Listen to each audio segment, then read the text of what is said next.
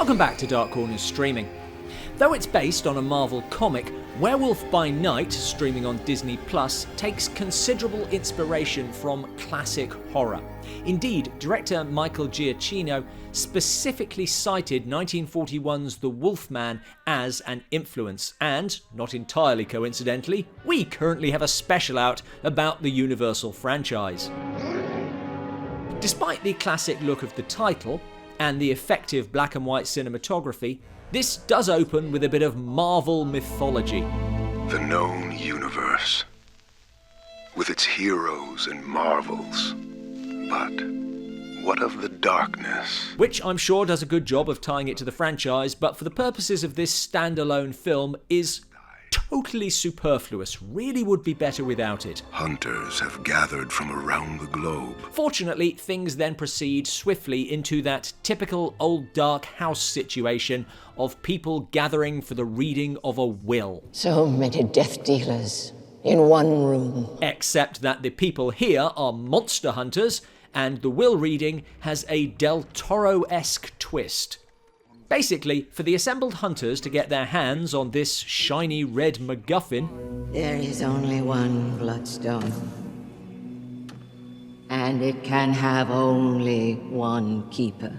they have to hunt down a monster in a labyrinth. It's that simple. Of course, it's not that simple. Cross me and I'll kill you both. Okay. The film has gothic style to spare, a scene-stealing character role for Harriet Sansom Harris, and at 52 minutes, while it does feel a little incomplete, you can see it as a let's see how this goes TV pilot, or as harking back to the days when features could be a little shorter. It doesn't have a lot in the way of surprises, but I don't think that's what it was going for. It's an option. It's not my choice, but it's an option. And Gael Garcia Bernard and Laura Donnelly make for engaging leads. It's also not short on action, which is bloodier than you might expect for Marvel. Now, the hardcorners out there will know that when it comes to Marvel films, I couldn't give a tinker's toss. Not saying they're bad, if you enjoy them, fine, just not for me. And this does feature some of the things that irritate me about the MCU juggernaut, like magic and people who are practically invulnerable only when it suits the script. Plus, monsters aren't superheroes.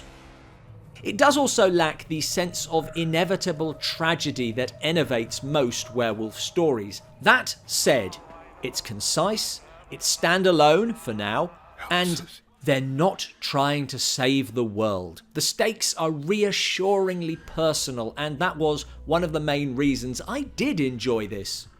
All the stuff it gets wrong, for me, which is basically the Marvel stuff, and based on box office receipts, I'm in a minority, is more than outbalanced by the stuff it gets right. Small scale, characters I liked, and a bit of gothic style. Possibly not for the horror hardcore, but as entry-level popular horror, it's a bit of fun and tips its hat to the classics. Also, a slap in the face to Universal, because it proves that this was perfectly possible. You just messed it up. Thanks for watching. Please check out our special on the Universal Wolfman, and if you'd like another modern take on werewolves, cults, and classic horror in general, check out my new book. There's a link in the description below. What did you think of Werewolf by Night?